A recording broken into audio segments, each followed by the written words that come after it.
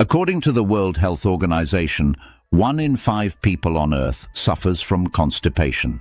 This issue is most common in older adults.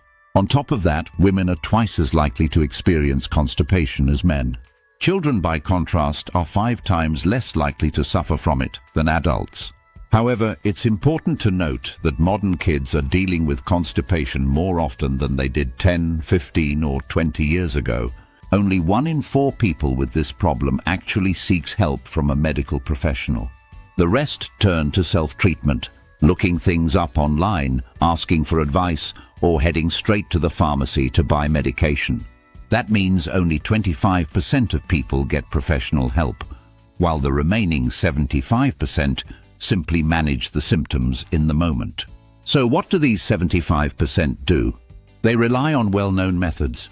First, there's the use of laxatives, enemas, drinking coffee, often in large amounts, and various types of cleanses. These can range from castor oil to more extreme methods like liver flushes. People might also combine incompatible foods, like drinking milk and eating pickled cucumbers together, or turn to more serious procedures like hydrocolonic therapy. One of the most extreme habits is drinking coffee and smoking a cigarette first thing in the morning on an empty stomach. That might bring results, and sometimes strong ones. In fact, many people combine several of these methods. But have they ever stopped to think about the consequences of these methods? Are they safe? And what could happen in the long run? This material focuses on the importance of choosing safe options, even if it's just for short-term relief. Before we talk about the safest ways to cleanse the bowels, it's worth asking, why does this even matter? Why is it important to go to the bathroom regularly? Start by doing a little self-check. How often do you go, and what does your stool look like? Many people have no idea what's considered normal. You should be having a bowel movement every day. Going twice a day is also considered normal. And a bathroom trip should look like this. You go in, you do your business, and you leave. You shouldn't be sitting there for 15, 20, or 30 minutes. You shouldn't be reading books or newspapers. That's a red flag. And if you have to strain, or you're passing small, hard pellets, often called goat poop, that's a clear sign of constipation. It's surprisingly common to hear people say they go once every 2, 3, or even 4 days and think that's fine. But it's not. Daily bowel movements are the goal, and the consistency matters too. A healthy stool should look like a banana and have a chocolate brown color. That tells you everything is functioning properly. It shouldn't be too hard or too soft, watery, or any color other than brown. Yellow, black, or green stools usually point to digestive issues, and most often to problems in the intestines. That's why having regular bowel movements once or twice a day is ideal, especially if it happens in the morning. Your stool should be one smooth, solid brown sausage. To better understand what's normal, you can use the Bristol stool chart, which classifies stool types. Types 3 and 4 are considered ideal. If you start noticing mucus in your stool, it's important to see a gastroenterologist, as this could be a sign of inflammation. If you see blood in your stool, you need to get a fecal occult blood test and also consult a specialist. Yes, blood is often caused by straining during constipation. Small tears can form and cause bleeding, but it's still important to make sure there's no serious issue or internal bleeding going on. Why are we even talking about this? Because even though it might seem obvious, many people just ignore these signs. The truth is, if you don't have regular daily bowel movements, your body is constantly being poisoned from the inside. Defecation is one of the ways your body removes toxic metabolic waste. First, the liver processes these toxins, then they're sent into the intestines through bile, and finally eliminated with the stool. If this process doesn't happen regularly, toxins build up. What does that mean for you? It means you'll probably deal with chronic fatigue, irritability, and just generally feeling unwell. It also means you're not absorbing nutrients properly. When your gut is out of balance, your body can't fully absorb proteins, fats, carbohydrates, vitamins, or minerals.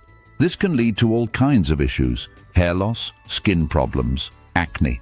It's incredible how many problems can stem from something as simple as irregular bowel movements. You might think everything's fine, that the only time you get constipated is when you travel. And that's actually really common. In fact, there's even a term for it, traveler's constipation. Around 10 to 15% of people deal with it. It means you're fine most of the time, but when you change countries, cities or food, or take a long flight, you suddenly get constipated. And while that might seem minor, it still signals an underlying issue. So why aren't the popular methods people use actually safe? Not only are they unsafe, but they don't fix the root of the problem. The real cause of constipation often isn't in the intestines at all. It usually starts higher up in the digestive system. And most often it has to do with the gallbladder. What does the gallbladder and bile have to do with your stool? A lot. Bile is one of the body's main antiseptics, but it also plays a key role in breaking down fats and fatty acids. Today, many people have problems with their gallbladder. Why? Because our diets are full of processed food, refined carbs, sodas, and fancy coffee drinks with syrup. All of this messes with bile quality and flow. Bile affects more than just constipation. It's also involved in diarrhea. Here are two key things to understand. First, the structure of bile matters. It can become too thick, which depends on liver function and your diet. Second, bile flow can be disrupted altogether. If bile becomes too thick, your body won't absorb fats properly, because bile is the main substance responsible for breaking down fats in the gut. When it can't break fats into smaller molecules, those undigested fats reach the small intestine and may cause diarrhea. On the other hand, if the problem isn't the thickness of the bile but rather poor bile flow, then your intestines don't get enough of it. And bile also stimulates intestinal movement, peristalsis. So if there's not enough bile, the intestines don't move properly and you end up constipated. This is a simplified explanation, but it shows how closely bile is connected to bowel movements. Now let's talk about the negative consequences of the bowel cleansing methods mentioned earlier. The top two remedies people usually rely on are laxatives and enemas. Both come with similar downsides, so it makes sense to look at them together. First of all, the body gets used to them. People become dependent on these methods. They don't address the root cause, they just offer a quick fix. And if you never dig deeper to find out what's actually causing the problem, it won't go away. You'll keep going back to laxatives or enemas over and over again. Eventually, your intestines stop working on their own. The colon becomes lazy, no longer responding with natural movement because it's learned to expect outside help to do the job. Even worse, this dependency can turn into a kind of psychological fear. Just thinking about going to the bathroom makes your muscles tense up. You start to believe that without a pill or a procedure, you won't be able to go. That anxiety leads to even more muscle tension, which makes the constipation worse. It's a vicious cycle. Relying on quick fixes not only doesn't solve the problem, but actually makes it worse. Using laxatives and enemas also throws off your body's electrolyte balance. You lose essential minerals like magnesium, potassium, and calcium. What can that lead to? Chronic fatigue, muscle tremors, and cramps, to name a few. And it's not just electrolytes. You also start to lose vital vitamins and minerals overall. So people who regularly use these methods almost always end up deficient in key nutrients. Of course, in an emergency, when you're in pain or truly stuck, people turn to laxatives or seek medical help, and that's understandable. But it's important to remember, these are temporary solutions, not real fixes. If you start relying on them, you'll eventually face long-term consequences. The real goal is to find and address the root cause. And that's still not all. Laxatives and enemas can also disrupt your gut microbiome. They interfere with the balance between good and bad bacteria. Dysbiosis, an imbalance in gut flora, is one of the most common outcomes. In more serious cases, it can lead to conditions like irritable bowel syndrome or hemorrhoids. When the underlying problem isn't treated and the body isn't trained to go naturally, these issues become more and more likely. Now let's talk about food. specifically strange food combinations that people sometimes try. One example mentioned earlier was drinking milk and eating pickled cucumbers together. It might sound odd, but people actually do this. Why is that a problem? First of all, constipation often signals issues with the gallbladder, poor enzyme production from the pancreas, and an imbalanced microbiome. In fact, constipation is almost always a sign that harmful bacteria in the gut are outnumbering the beneficial ones. When you mix foods that don't go well together, it only feeds the bad bacteria even more.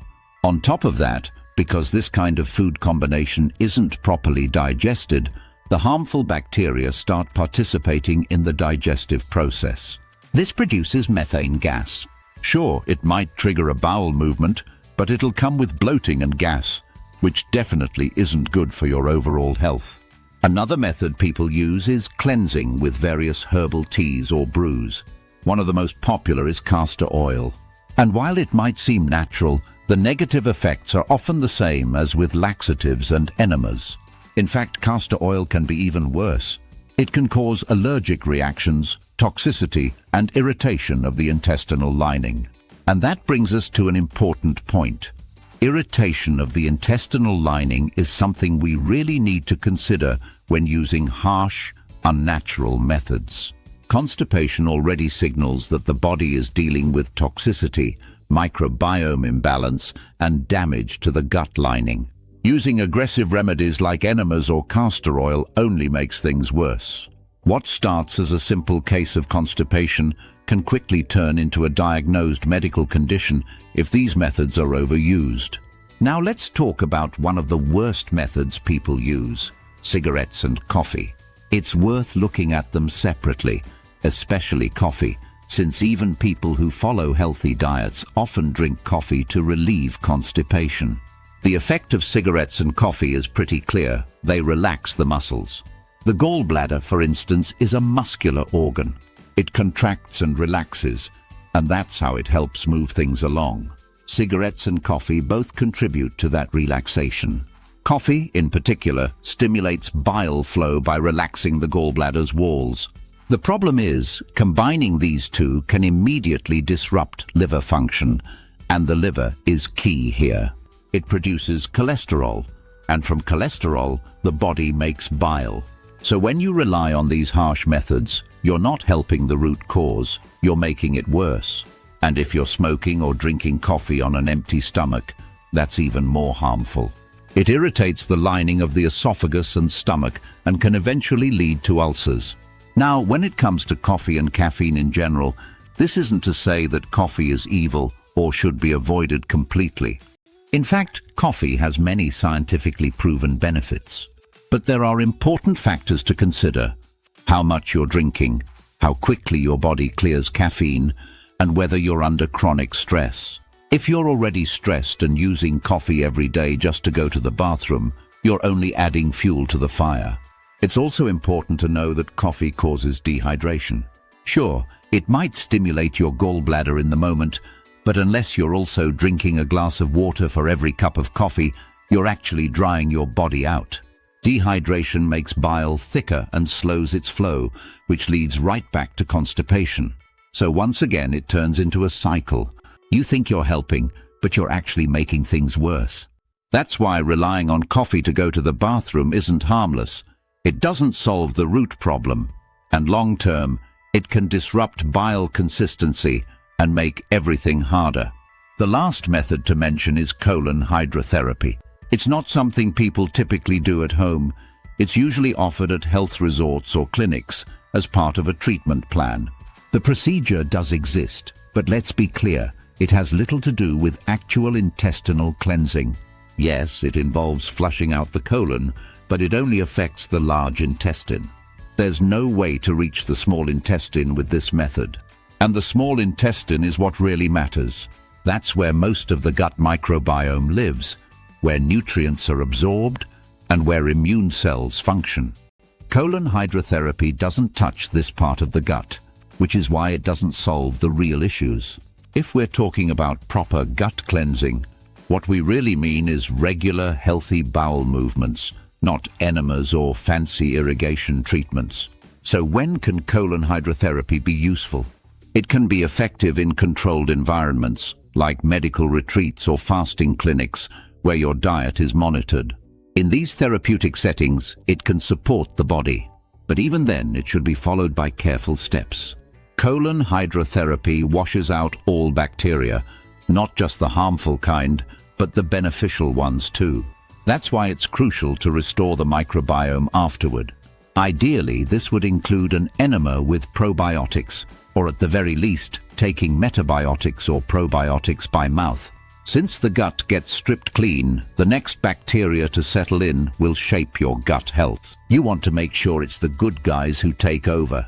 So now the big question, what can you do to help yourself? The first and most important step is always to adjust your diet. That means personalizing your nutrition based on your body's needs, lifestyle, and stress levels. Today, let's talk about the steps you can take, and ideally make a regular part of your life to finally get your digestion and bowel movements back on track. No, this isn't about some quick fix that instantly solves constipation. These are long-term habits, and without them, it's nearly impossible to tackle the root of the problem and achieve regularity. The first and most important one is water. Not just any water, warm water. Not boiling, not hot, just warm. Around 38 to 39 degrees, that's just above body temperature. It's important that it's not too hot to avoid damaging the lining of your esophagus, but that gentle warmth can do wonders for the digestive system. It helps relax the muscles.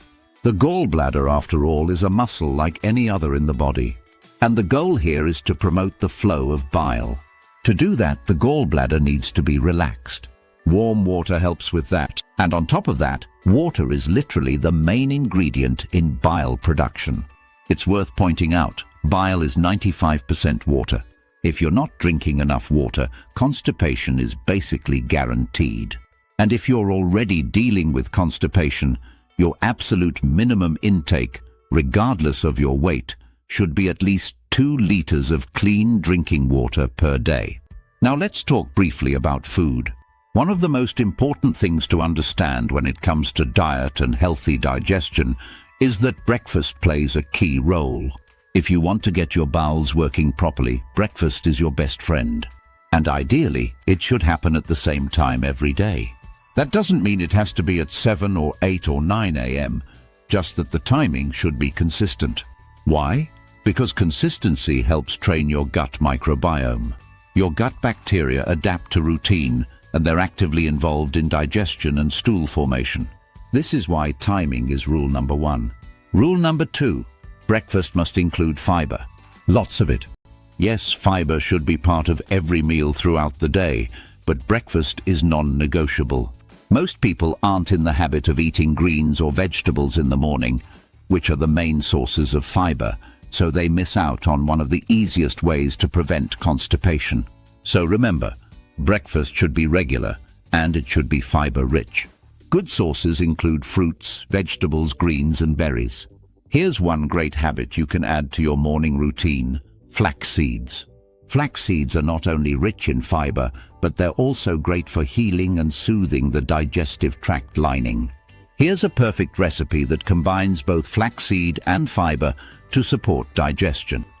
Soak 2 tablespoons of flax seeds in about 100 to 150 milliliters of water overnight.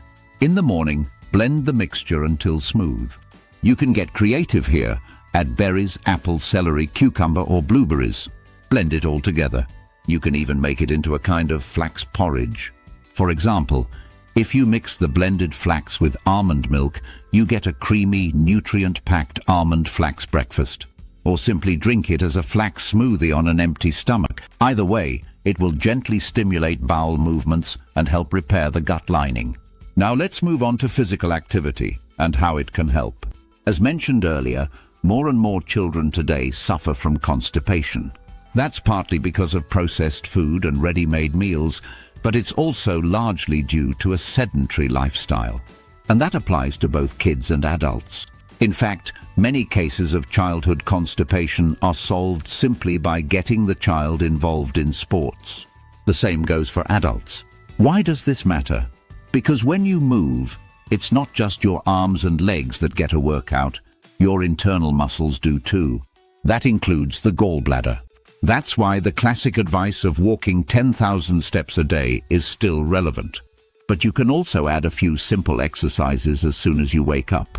Think of them as a shower for your internal organs. The first exercise is the well-known bicycle movement. Another great one is cat-cow. These can be done daily and take just a few minutes. Then there's deep diaphragmatic breathing. This is a powerful tool, not just for constipation, but for overall health. Here's what makes it so effective. First, it gets your core and internal muscles working. It wakes up your abdominal area and stimulates internal organs. But more importantly, diaphragmatic breathing directly impacts the vagus nerve, one of the most important parts of the nervous system.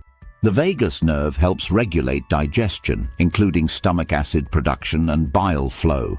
So this kind of breathing supports both muscular and neurological functions, essential for regular bowel movements. And one more thing, if you're struggling with constipation, take a closer look at your toilet posture. Modern toilets aren't designed for ideal elimination. The best position is actually similar to how kids sit on a potty, with their knees higher than their hips. To recreate that, place a small stool or box under your feet while sitting on the toilet. This simple adjustment puts your body in a more natural position and helps relieve constipation. Finally, let's talk about two favorite, completely safe methods for supporting digestion, methods that even work while traveling. First is psyllium husk. Psyllium is a type of soluble fiber. Earlier, we talked about the importance of getting fiber at every meal.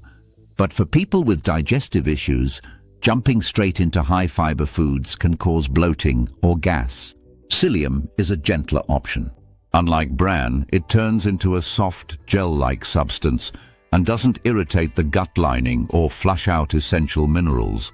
How to take it? The average dose is 1 to 2 teaspoons per day. Mix it with water and drink it right away. Don't let it sit or it'll gel up in the glass. Use 1 teaspoon of psyllium per glass of water and drink it immediately. It's best to take psyllium either first thing in the morning on an empty stomach or before bed. You can even take it both times if your constipation is more severe. It's safe to use daily, and it's especially helpful for people who've had their gallbladder removed. In those cases, the opposite issue often comes up: diarrhea. Without a gallbladder, bile flows constantly into the small intestine, irritating the lining. Psyllium acts as a protective barrier, reducing that irritation and helping regulate digestion. So it's a great, gentle solution for both ends of the spectrum. The second safe and effective remedy is magnesium, specifically magnesium citrate. This form of magnesium helps relax muscles and encourages bile flow. It's available as powder or capsules, and capsules are especially convenient for travel and daily use. You can also get magnesium through mineral water. One particularly effective brand is Donut Magnesium Water. If you go this route, just make sure to release the gas before drinking. Carbonated water can irritate the digestive system. Open the bottle and let it sit for a few hours before consuming. How to use magnesium water? Drink it 30-40 minutes before a meal. The exact amount depends on your body. Some people need just 1 glass a day, others may need 2 or 3. Same goes for magnesium citrate supplements. Some people respond to 200 milligrams, others may need 600-800 milligrams. Magnesium is completely safe. In fact, in addition to supporting digestion, it also helps calm the nervous system. It's involved in over 700 biochemical reactions in the body, so it does much more than just help you go to the bathroom. The only thing to watch out for is dosage. Too much can cause diarrhea, so adjust gradually to find the right balance. When it comes to magnesium, always start with a low dose. On the first day, try drinking 1 glass of Donut Magnesium Water. You can dilute it with warm water. That's actually the perfect combo. As mentioned earlier, warm water helps, and so does Donut water. So here's what you can do. Pour half a glass of donut water and top it off with warm drinking water. Start with just 1 glass. See how your body responds. If nothing happens that day, increase to 2 glasses the next day. Keep adjusting from there. The same goes for magnesium citrate supplements. Start with 150 milligrams. If that's not enough, double the dose the next day. You can continue increasing, adding a capsule at a time until your bowel movements become regular. This step-by-step approach is key. All of these tips are completely safe. But if your case is more serious, if the constipation has been going on for a while and these gentle methods aren't working, don't hesitate to consult a doctor.